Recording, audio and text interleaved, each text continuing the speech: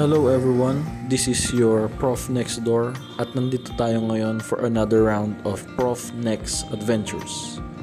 Tayo ngayon ay nandito sa malapit lamang sa Intramuros na tinatawag nilang Plaza Mexico at tayo ay magkakaroon ng walking tour around the area at tignan ang kagandahan ng Plaza Mexico. Ang unang agad ninyo mapapansin dito ay ang Binondo Intramuros Bridge na nagkokonekta sa dalawang lugar sa pagitan ng Ilog Pasig.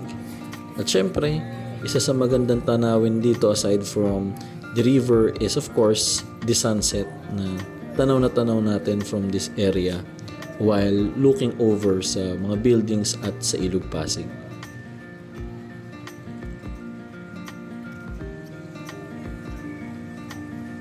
Just a little bit history for this place. This is formerly known as Paseo de Magallanes. But after it was destroyed during World War II, pinalitan ito at nilagay ang Plaza Mexico as a symbol for the friendship of the Philippines and Mexico. Kasama na rin ang history ng dalawang bansa pagdating sa galleon trade at sa pagdating ni Miguel Lopez de Legazpi rito noong 1564. So tara, samahan niyo ako. Let us discover more about this park.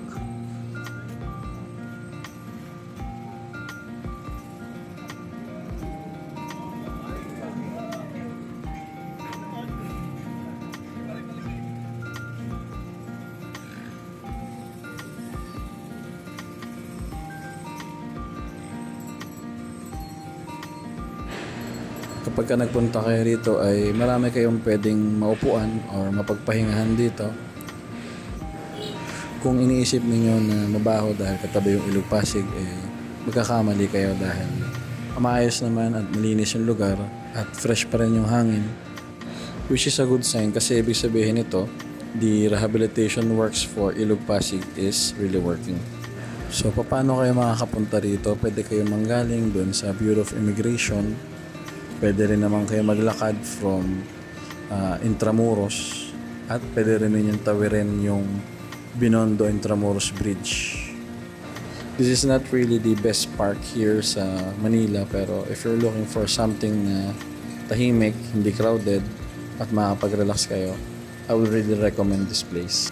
This will be a great destination for your Prof Next Adventures. See you once again. Thank you very much.